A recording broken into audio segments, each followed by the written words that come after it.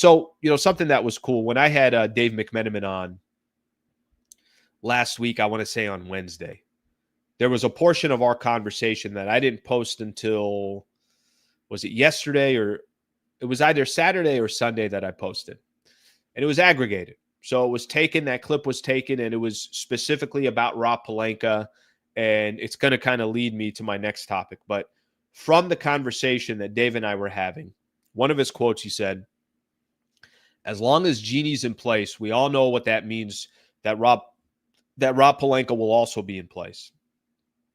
Because Genie's the one who has elevated him every step of the way, I don't anticipate, certainly not in the short term, the way the Lakers operate changing dramatically whatsoever. So in regards to the front office and Rob Pelinka. Obviously, we know new group took over. I'm not sure how involved they are. I'm not sure how long it's going to be until they're basically, they completely got the keys. Is it 3 years? Is it 5 years? Is it longer? I have no idea. Maybe they just all work together for now and sing kumbaya as they figure out the next chapter for the Lakers.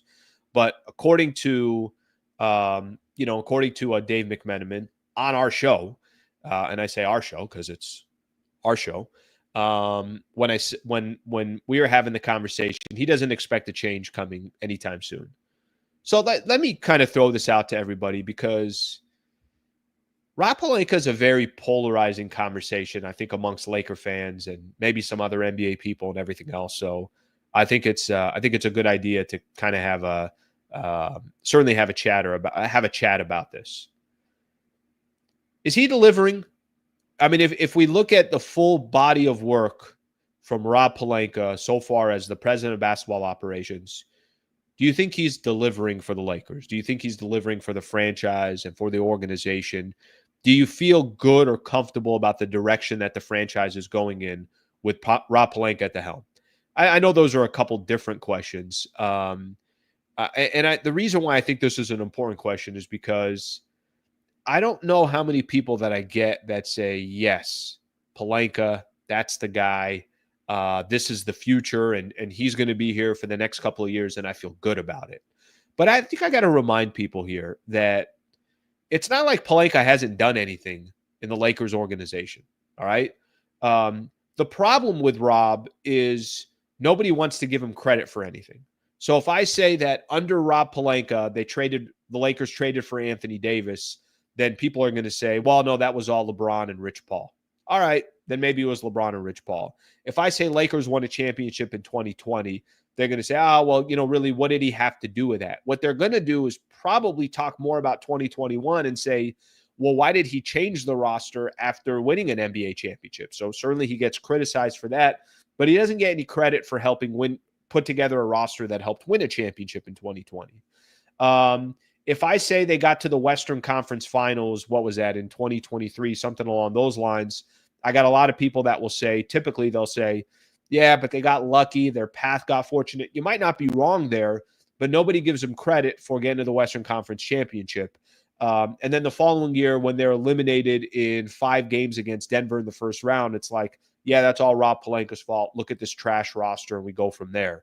If I say that Rob Pelinka brought Luka Doncic to the Los Angeles Lakers, people will say, no, he did it. Nico Harrison's an idiot. He made the wrong trade.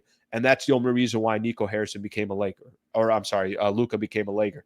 Maybe you're right. I don't obviously have definite answers for any of these. But anytime I see Rob Pelinka's name get brought up, I think there's a consistent theme.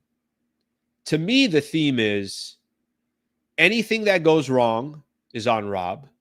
Anything that goes right, Rob had nothing to do with. That's what it feels like. Maybe, clearly the Russell Westbrook trade, that's one of the more colossal failures for the Lakers. Maybe that's the one that people will say, well, that was actually more on LeBron than it might have been on Rob. And maybe he was forced, and you can't really say no to Anthony Davis and LeBron James. You don't really have a choice about that. If you want to say the Darvin Ham hiring was a bad hiring, that's fine. That's completely okay as well. Obviously, this is Pelinka's hire with the JJ Redick. A lot of this is going to be on him of what it looks like. I'm curious to get the opinion of people out there. Is Rob delivering? Because I think the ones that say no, he's not, also don't give him any credit for anything. So I don't really know what the middle ground is for Rob Pelinka. What I would tell you is, if you told me Pelinka was the president of basketball operations for the Lakers for the next 2 years, I'm okay with that. I'm all right with that. Let's see what happens over these next 2 years. I think he's also proved enough to at least hold the position for 2 more years and kind of walk through what his vision is with Luka Doncic. And, obviously now he'll be working with, whenever that starts happening, new ownership and everything else. I don't think Pelinka has done as bad of a job as people make it sound like. And I think a lot of other people make it sound like Pelinka's done nothing. All right, I want to talk about one of our new sponsors, BetterHelp. Very, very happy to have them as a partner of Hoops Talk and the Sliwa Show. I know in our everyday lives, we are all going through something. For me, anxiety. I always have situations or predicaments where I'm overthinking things. I'm thinking things that are maybe work related, but a lot of times it's more personal related. Things that have nothing to do with my day-to-day job. Just your everyday living life, things that come up cause a lot of anxiety. And what do you do with it? Do you just kind of sit there and dwell in it? Do you get into your own head? Well, I usually do that. I actually was the one that tried initiating having a partnership with BetterHelp because I believe in therapy. I believe that talking to a professional and talking to somebody can actually genuinely help you. And it's something that's important for everybody. I come from a background where, hey, I don't know, push that down, or you know what? No, man up and take care of it. Well, there's other ways to cope with it. There's other ways to deal with it. And certainly it is to work with somebody at BetterHelp. Let me tell you guys some of the features that comes with BetterHelp. The majority of BetterHelp members seek support for anxiety, and 69% of members report improved anxiety symptoms after 6 weeks of therapy on BetterHelp. It's very, very easy to start. Just fill out a questionnaire and you'll match with a therapist in as little as a couple days. I started mine, BetterHelp now. It's been a little bit over a week now. There's group sessions there that you can be a part of. I did get matched up after I took the questionnaire, and it was perfect for me because they have a good idea of, okay, what's going on in my life? Why do I have anxiety? And they'll know exactly how to tackle. If you don't like the therapist that you have, no problem. No extra cost. You can switch it at any time. With over 7,000 reviews and a 4.3 rating on Trustpilot, BetterHelp is a platform you can trust. Let my sponsor, BetterHelp, help you rule your anxiety so it doesn't rule you. Click betterhelp.com/Sliwa for a discount on your first month of therapy. Again, betterhelp.com/Sliwa for a discount on your first month of therapy. I really appreciate you guys listening to this partnership. I think it's very, very important, and hopefully it can help you as well. BetterHelp makes therapy simple with 10% off your first month to help you get started. betterhelp.com/Sliwa. Anything positive that's gone on for the Lakers, people are very, very quick to say, he has nothing to do with that. Anything negative that's happened to the Lakers, it's like, that's all on Pelinka. So I don't think it's apples to apples. I think there's a lot of times people just have a narrative in their mind and they run with it, which is completely fine. I think that's normal. It's very normal in sports. But I don't have an issue.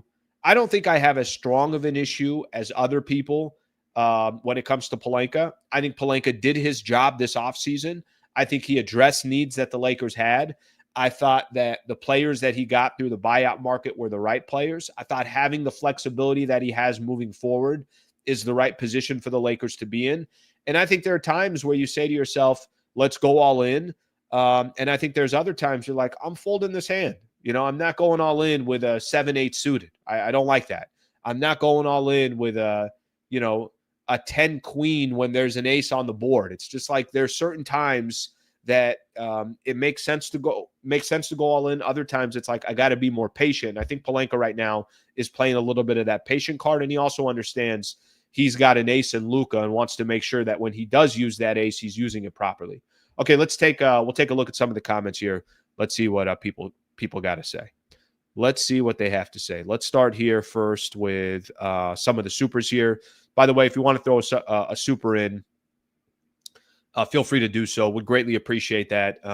Whether you throw a super or not, I appreciate obviously everybody in the chat. But if you throw a super, it's going to get read. Let's start here with Good Serious. RTP. I think that's what I say. Thank you, buddy. I know you've been on this channel for a long time, so I appreciate the super, brother. James fulfilled his purpose. Now Laker fans can rejoice now that he's leaving. The Laker fans that waited are now free to come back free at last. We'll get into that. That's a whole separate conversation.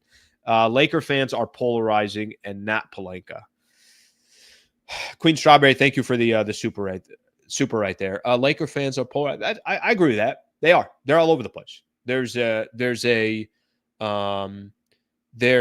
part of Laker fans that are very territorial. There are other Laker fans that more kind of go towards the player.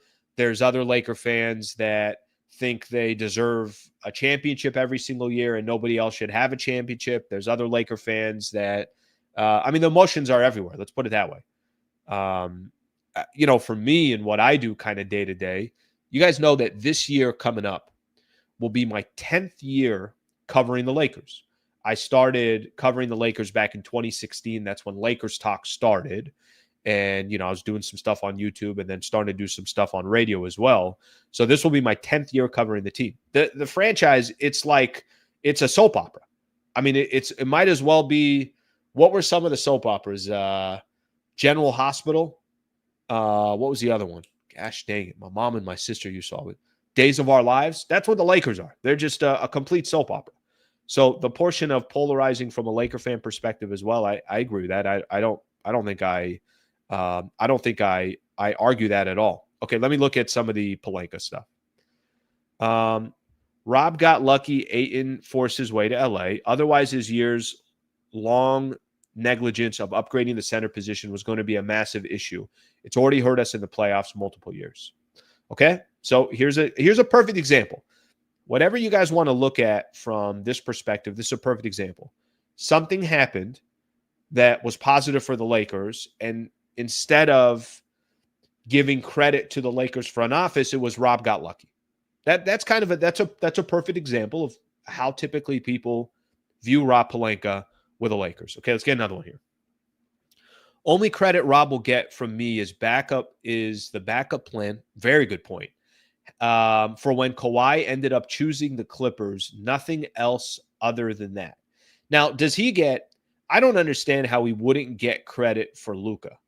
I don't understand that his relationship with Nico Harrison, his time as an agent, Kobe, his time as an agent predominantly with Kobe. I know he represented other players as well. Nico Harrison was at Nike, so they were all close. So he gets no credit for having a close relationship with Nico Harrison that helped and kept everything under wrap. Yes, Nico Harrison had to go make that trade, but I don't know if that happens if he didn't have that relationship with Nico Harrison. Maybe it still does, but I would like to imagine that he should be getting some credit for that.